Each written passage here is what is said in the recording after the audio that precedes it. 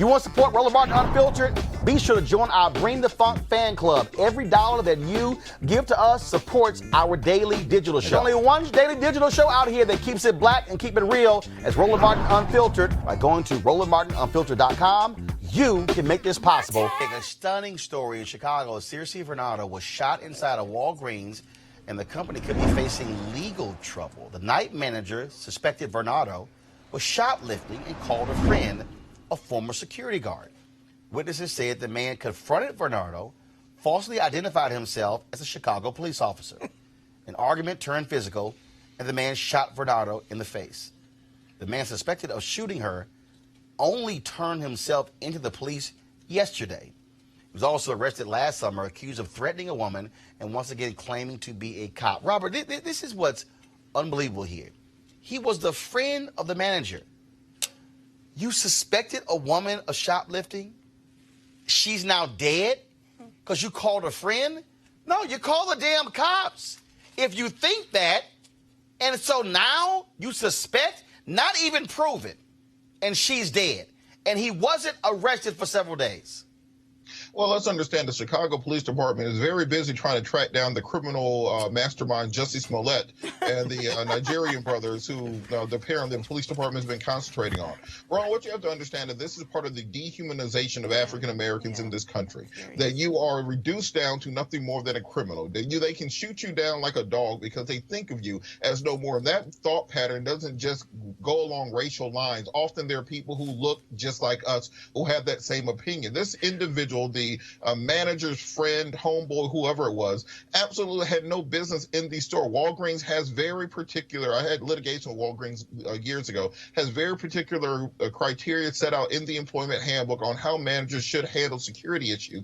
And none of it involves calling in your own private mercenary to execute individuals you think have taken part in a crime. So, of course, Walgreens needs to be held liable. The night manager or the manager must also be held liable for their culpability in this. And the individual who did pull the trigger and kill this woman should be prosecuted because his life was at no point endangered.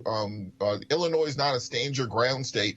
It's questionable if he was even licensed to have a handgun in that situation or in that area of Chicago. So this person should be prosecuted to full extent of the law, and Walgreens should pay restitution to the family. I believe this woman had 5 children, to the family that lost a mother in this situation. Whether she was shoplifting or not is beside the point. It's about the inhumanity exhibited towards African Americans.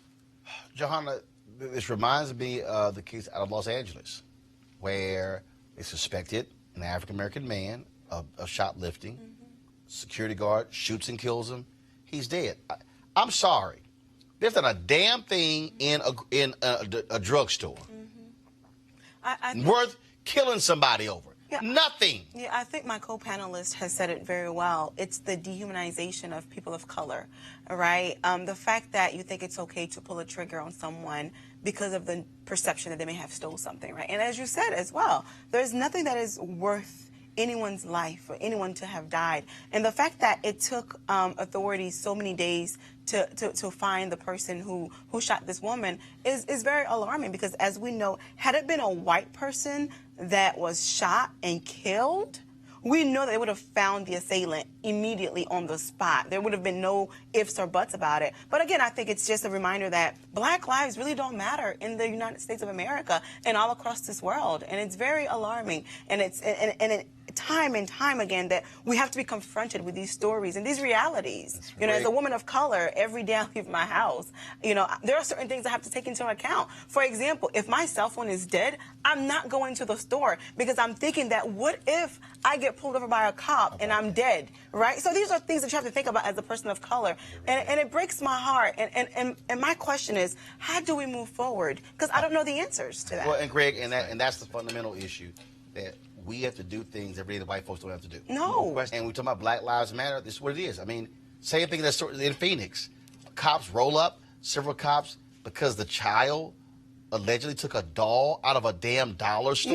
Yeah, that's really? Story just broke my heart. You know, it's interesting, Roland. This goes back to what you covered yesterday with Brother Ta-Nehisi's testimony before Congress and Dr. Malveaux with regard to reparations.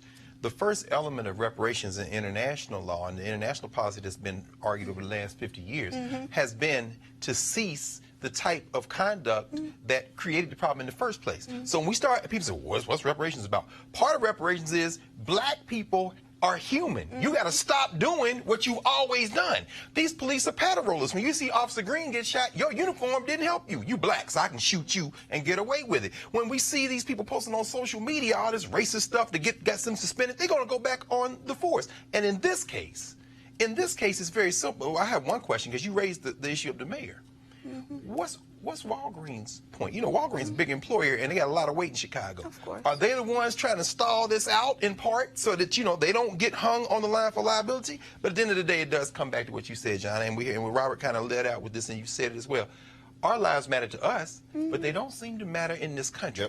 So the solution to this, it seems to me, has to be we have to get to the point where we value our lives more than we value the institutions that don't value our lives. That means you got to vote, you got to organize, you got to do what you need to do, and stop giving deference to these systems, because these systems simply don't work. All right, folks, back to that Roland Mark Unfiltered video in just one moment. All right, folks, they're back. MarijuanaStock.org is another great investment opportunity. If you were lucky enough to invest in their last crowdfunding campaign, you know they raised a ton of money in just a few months investing in legal marijuana farms. Those initial investors now own shares of a publicly traded company, and they are on fire. Now they have a new investment opportunity that is as good, if not even better, than the last one. I'm talking about industrial hemp CBD. For those who don't know, the hemp plant is the cousin to marijuana with a much higher concentration of CBD, which means hemp CBD gives you all the medical benefits of marijuana without getting you high. Until recently, hemp farming was practically illegal in the U.S. and heavily regulated by the DEA. However, the 2018 Farm Bill changed all of that, making it legal to grow hemp CBD in the U.S. and creating one of the largest commodities worldwide. They need land to grow all the plants. Now, this makes for an incredible investment opportunity, and that's where our good friends at 420 Real Estate come in. Their business model is simple. They buy land that supports hemp CBD grow operations and lease it to licensed, high-paying tenants. That's right, they are hemp CBD landlords, and you can get in on the action. You can invest in the crowdfunding campaign for as little as $200 up to $10,000. Like I said, you don't want to miss out on this. To invest, go to marijuanastock.org. That's marijuanastock.org. And yes, this is a black-owned company, so you want to try it and get in the game. Back to the Roland Mark